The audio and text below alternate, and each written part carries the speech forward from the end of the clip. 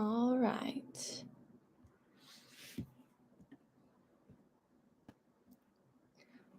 Hello, Happy New Year, everyone. Welcome to the MMOA Podcast brought to you by the Institute of Clinical Excellence.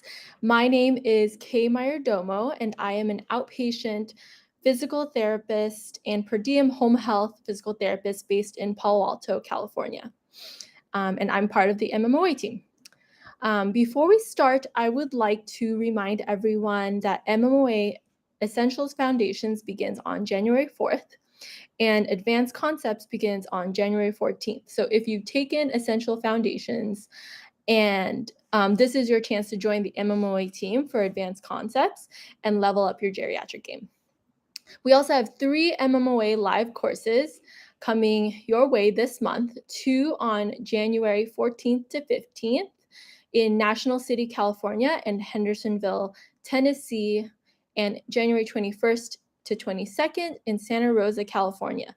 Catch Dustin and I in Santa Rosa and the rest of our wonderful team the other weekend on both sides of the US. So today, what we are talking about is what successful behavior change looks like. It's the beginning of the year, which always stirs people up to make changes in their lives.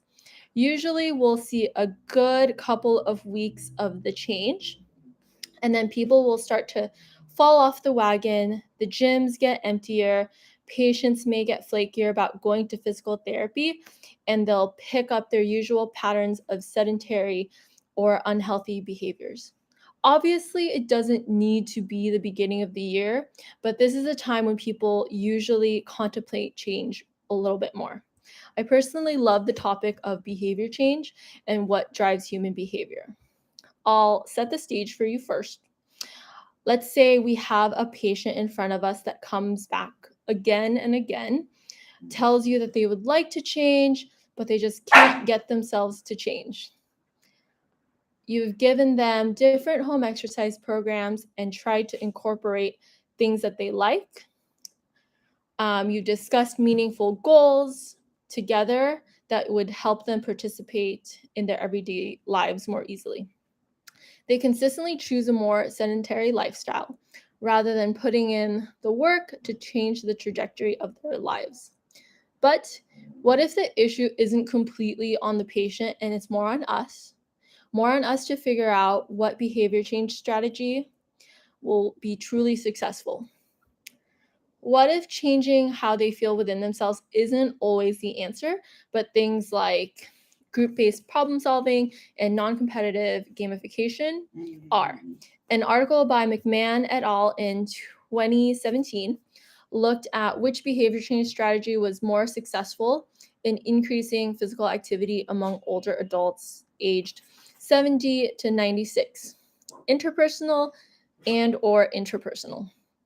So they defined interpersonal as facilitating discussions about increasing the give and take of social support for fall reducing physical activity with more important ones and identifying one's self as a role model.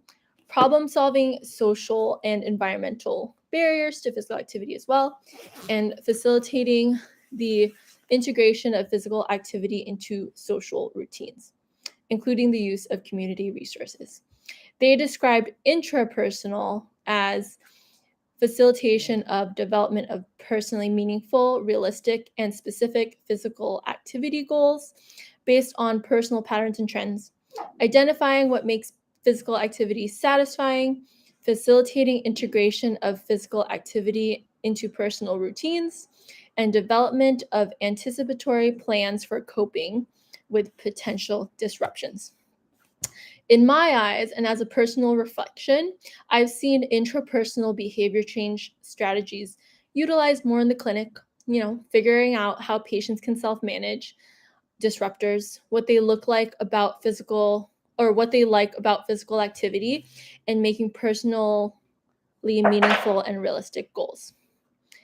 In the study by McMahon, they took 102 community dwelling older adults and placed them into 4 different conditions. Each condition had an evidence-based physical activity protocol adapted for small groups called the Otago, and a Fitbit, the Fitbit one. But they just varied by the behavior change strategies they used within each group.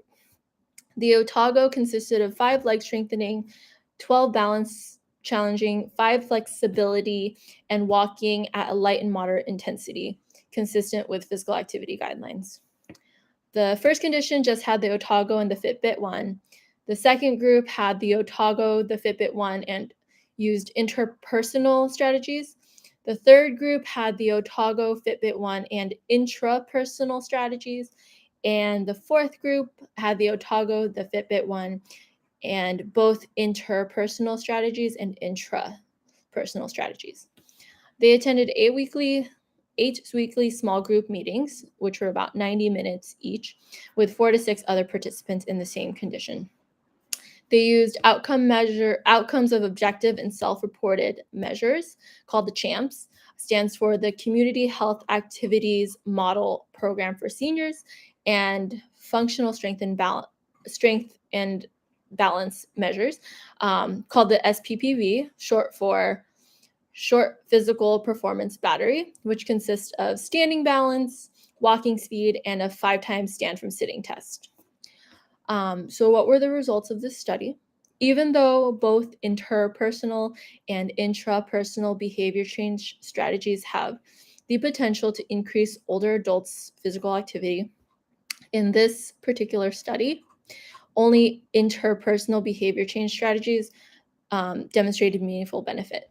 So participants who received interpersonal behavior change strategies compared to those who did not showed significant increases in their SPPB immediately post-intervention and 6 months post. Those who received intrapersonal behavior change strategies compared to those who did not showed no significant increases in SPPB immediately post-intervention and 6 months later. The interpersonal behavior change group increased their average minutes of total physical activity from baseline to immediately post-intervention by approximately 3 hours per week more than participants who did not receive these strategies. And these increases in physical activity were maintained for up to 6 months post-intervention. I mean, the study definitely had limitations, including sample size. Fall rates weren't measured, which would be totally helpful to get an idea of how physical activity is associated with reduced fall rates. And they also didn't, and the ability to generalize the findings is also limited because the percentage of women who participated in the study was higher than the US population, 75% versus 67%. And the participants with college degrees was also higher in the US population as well, 46% in the study versus 26% in the US population. The MMOA crew has definitely touched on the importance of intensity. So personally, I would love to see if there are any studies that look at moderate to vigorous intensity with the same premise of comparing interpersonal and intrapersonal behavior change strategies. And also maybe a study utilizing a higher level strength and balance test, maybe where they used rep max testing and the mini best test as functional measures. To bring it all together, if we want our patients to be successful in behavior change, especially when we're dealing with life-changing stuff like fall prevention strategies, strengthening, decreasing sedentary time, we need to implement effective strategies. We owe it to our patients to help them figure out how they can be successful in the long term, not just while they're in our care, but after. The study we went over is just one study that found that interpersonal behavior change strategies were more effective 6 months post-study compared to intrapersonal behavior change strategies. But there might be definitely more research on other strategies that are successful. Julie Brower crushed it with a podcast called Be a Resource Dealer and Matchmaker on the MMOA Podcast. last March of 2022. She talks about how we can move our patients from sickness to wellness to fitness, and knowing all of the different physical activity options available to match them with our patients appropriately. So I challenge all of you to look back on those patients that you've had difficulty getting to truly change their behaviors around physical activity, and see if you are using more of the interpersonal strategy or intrapersonal strategy unknowingly.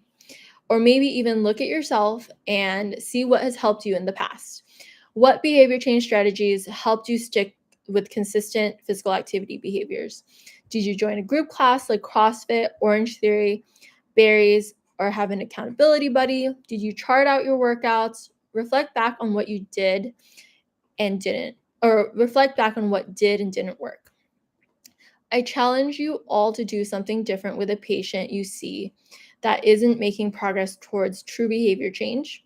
Maybe giving your patient more opportunity to have social interaction by providing group class options, finding community resources that help facilitate physical activity while you are seeing them, helping your patients become self-sufficient with using their Apple Watches and Fitbits so that they know what these trends in activity minutes, heart rate, and intensity mean. There has been prior research showing that older adults prefer physical activity programs that offer opportunities to connect and interact with peers. Some of our MMOA team, like Dustin Jones and Jeff Musgrave, run a program called Stronger Life for older adults over 55. And so they're participating in physical activity with other people their age, helping them crush their goals. There's a program called Stave Off that is being started up in North Carolina by Shelby Blankenship, which is based on the program that Christina Previtt had in Canada that is part PT clinic and part gym for older adults and adaptive athletes. Alex Germano will be running a CrossFit program for individuals 55 years and older called True Core Legends program in Maryland. I believe that things like this are successful because these older adults are in a group class with peers where they can see the progress together, they can sweat together, and they can push to be stronger versions of themselves. These are just some examples, but we have to be resource dealers and matchmakers for our patients to continue their wellness and fitness journey long after we're done working with them. Think about this. Did you discharge a patient without being a resource dealer and matchmaker for them, without addressing the behavior change aspects that are limiting the patient from really making forward progress?